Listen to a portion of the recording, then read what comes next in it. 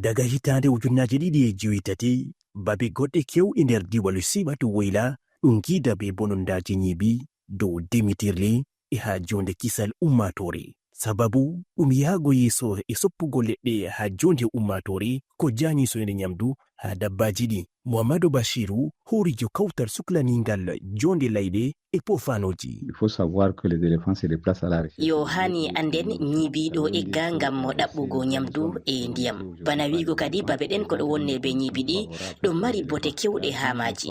Nokkure nde kalfu ko ɗiɗo jalɗira ton daga hitan ujunaji ɗiɗi e joyitati heɗi ko tawi ha ladde haɗande ɗum babal on ngal demitirle kayum on ɗo foɗa ñiibi ha nokkuje ɗen. C'est ça qui attire les éléphants dans ces zones. Wonnurude mal soyde de'ende waynaɓe e ɓillaji goɗɗi kewɗi ɓuri sembe ha wonɓe ɗo.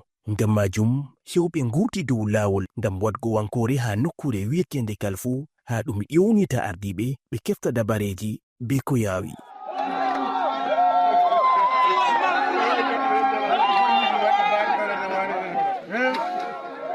Hunde on ko jaanyi yallirki prefejo Mayo Danayi ha babal majum e ɗum ƴonando on ko heɗitama de gouverneurjo diwal Sibatu Woyla mo hokki nyalomare 5 lewru aranderu ngam ɗum fiɗa nyiwa nguuta ko wurti nder tokkere e ɗo waɗa bonondaji ha nokkure nde ɗo laati kanduɗum.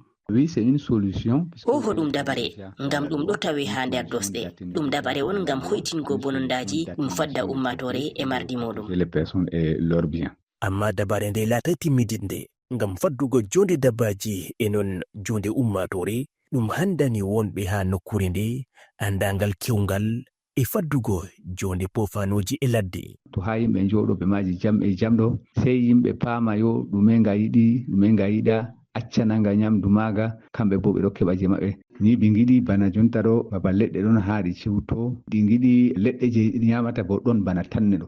Yo ba tanne bo yimɓe bo kanjum on ɓe yahata ɓe pe'a ha ɓe ndefra. Tanne kan hande kana timmi ladde kana nyamdu ñibi man on timmi. Leɗɗe timmi ha ladde ɗo nyama awre yimɓe ɗo ngam jonta kam nyamdu man wala wari tawi ɗum ɗo weli ma hunduko wala gi'e wala ɗume ɗi mettake ɗi tawi weli ɗi cottatako ma ha babalji awre ɗon kam. E dabarewol gongol ɗum huɓɓitirki ko remeteɗo ngam wo'ingo gendal bongal hawtade ummatore e dabbaji. Dabare ko mbimi yimɓe kam hagal ton man ɗo sey yimɓe ngaɗa ko ñibi man giɗa nyamata ba jonta citta ɗo buhure man ɗo ɗum boro 150 ha yango boro 200 heɓi ko buhure ɗo ta sori ɗo na sodan gawri jur to aɗon ha babal ñibi ɗo ɗuri kam si an ɗo daytoɗa wadgo hunde je jo'inta ñibi man ɗo ɗi dillan be hoore maji e ñiwa ɗo ko gatta pat a ɓuratanga dabare a sargan nga go'o kam tema to nga nani haraka nga doggan amma to nga woftini nga doggata fen. Rufa'u Baba Shwari Marwa RFI.